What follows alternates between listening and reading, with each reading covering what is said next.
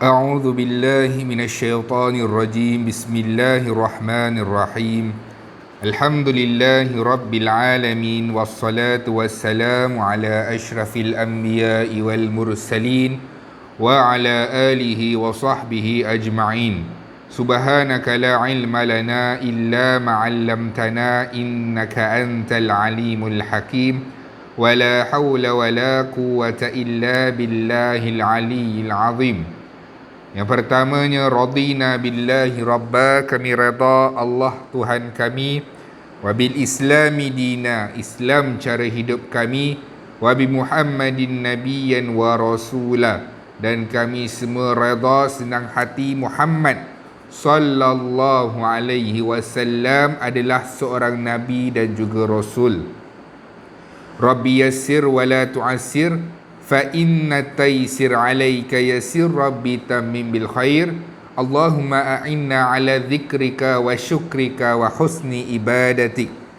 Alhamdulillah, kita masih lagi bersama dengan sebuah kitab, iaitu Adat versus Ibadat, jawapan kepada amalan kontroversi, karangan Dr. Muhammad Nizam bin Abdul Qadir.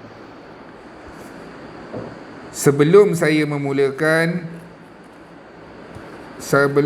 memulakan tajuk seterusnya, suka saya memberitahu karangan Dr. Muhammad Nizam bin Abdul Qadir, buku berkaitan adat versus ibadat yang selalu kita dengar.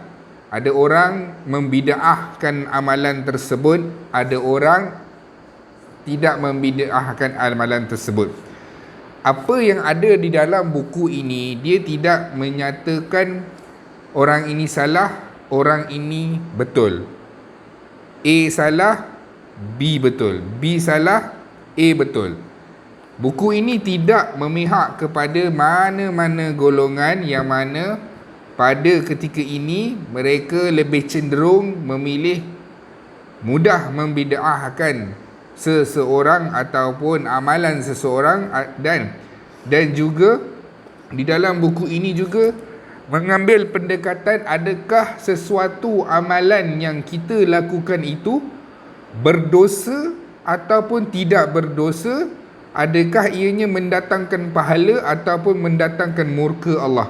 Jadi Dr. Muhammad Nizam bin Abdul Qadir menjadi orang tengah dari sudut pandangan saya, menjadi orang tengah dalam memurnikan amalan kita serta memurnikan masyarakat kita daripada berpecah,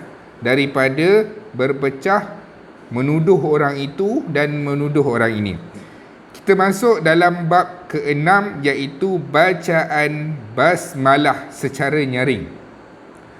Basmalah ni apa? Bacaan basmalah ni apa dia? Bacaan basmalah ini adalah singkatan kepada bismillah. Bacaan bismillahirrahmanirrahim, dengan nama Allah yang maha pemurah lagi maha penyayang. Selalu kalau kita nak baca Al-Quran, kita akan baca bismillahirrahmanirrahim, dengan nama Allah yang maha pemurah lagi maha penyayang.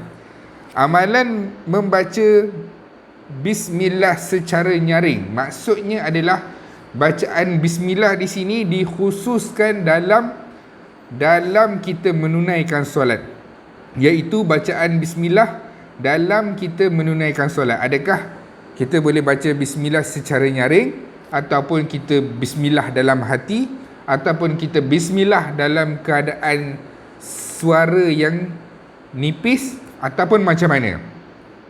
Selalu kita kalau pergi dekat orang yang pergi umrah, buat haji, dia akan dengar imam-imam Masjidil Haram, imam-imam Masjid Nabawi, ataupun sebelah negara Timur Tengah, mereka membaca bismillah dengan perlahan. Sebagai contoh dia angkat takbir, Allahu Akbar. Lepas tu ada orang sambut, Allahu Akbar. Lepas tu dia akan baca bismillah. Alhamdulillahi Rabbil Alamin, Ar-Rahmanir Rahim, Maliki Yaumiddin. Dia akan baca Bismillah secara perlahan. Dan kadang tidak langsung kedengaran Bismillah tu. Sebagai contoh, Allahu Akbar, Allahu Akbar.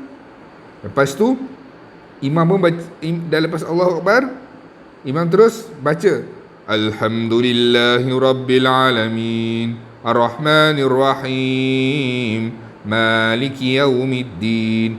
Dia terus baca ayat ataupun surah Fatihah tu tanpa kita kedengaran Bismillah. Dan ada satu ketika kita akan dengar Bismillah, ataupun Bismillah, macam slow sangat.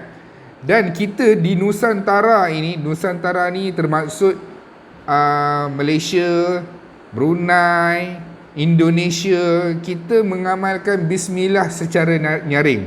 Sebagai contoh, Allahu Akbar, Bismillahirrahmanirrahim, Alhamdulillahi Rabbil Alamin, Ar-Rahmanir-Rahim. Kita membaca Bismillah dengan secara nyaring. Maksudnya jelas. Kedengaran Bismillah tu secara jelas. Kita tengok, ada orang yang mempertikaikan sama ada nak Bismillah kuat ke, Bismillah nyaring ke, Bismillah dalam hati ke, Bismillah sekadar bunyi yang kita dengar sahaja ke, macam mana. Kita tengok ada dua hadis. Hadis menyaringkan basmalah, hadis menyaringkan bacaan Bismillah.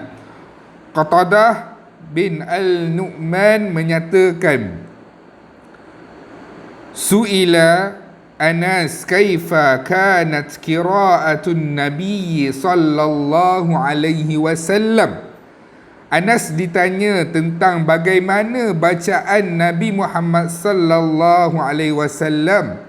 Faqal, kata Anas, kanat maddan thumma qara'a Bismillahirrahmanirrahim, yamuddu bi bismillah wa yamuddu birrahman wa yamuddu birrahim. Kata Anas kata apa? Anas memberitahu kepada siapa?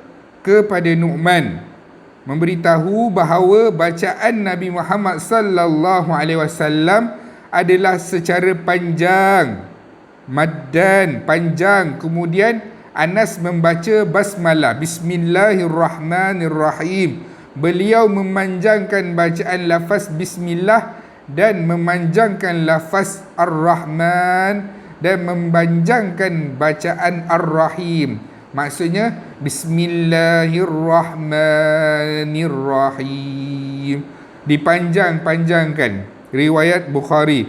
Hadis ini adalah umum dalam solat dan di luar solat, bahawa Nabi Muhammad sallallahu alaihi wasallam membaca lafaz bismillah, membaca bacaan lafaz bismillah, bacaan Nabi adalah secara memanjangkan bacaan. Ini bermakna Nabi menyaringkan bacaan bismillah hingga Anas dapat mendengar bacaan tersebut.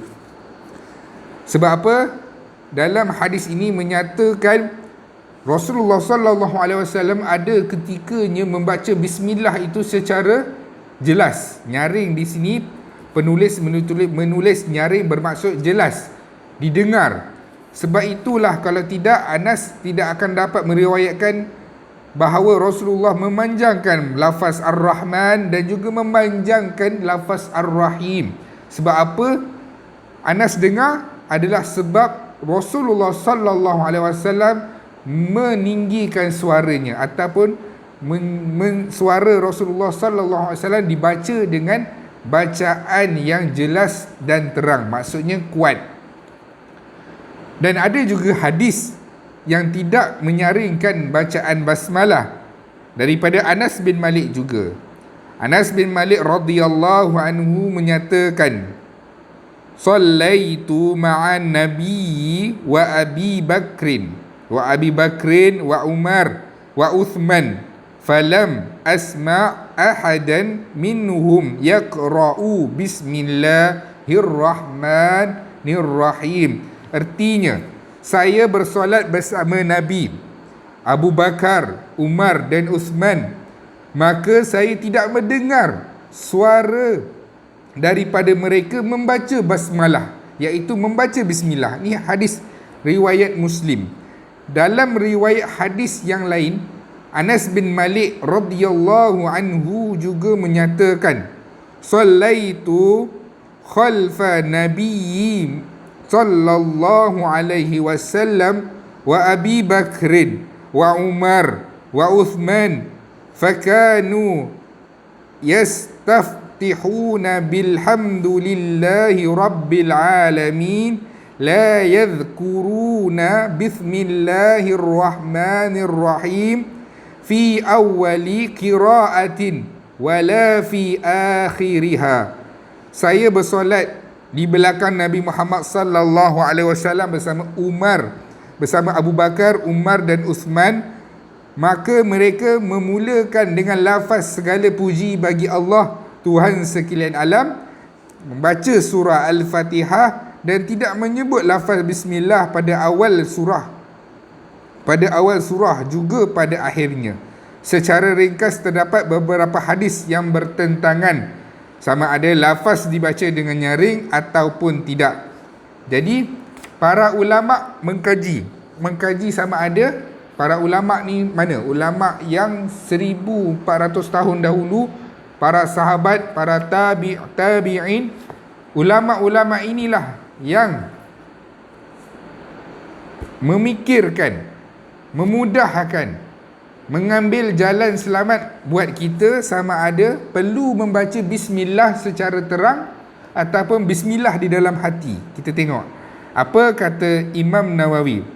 Imam Nawawi seorang tokoh ulama dalam bermazhab Syafi'i dan ulama berperbandingan mazhab fiqh, menulis dalam Al-Majmu'.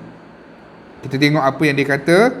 Imam Nawawi kata, kami telah menyebut bahawa mazhab kami, iaitu mazhab Syafi'i, adalah galakan menyaringkan lafaz basmalah, iaitu seorang yang menyaringkan lafaz bismillah dalam surah Al-Fatihah dan surah semuanya.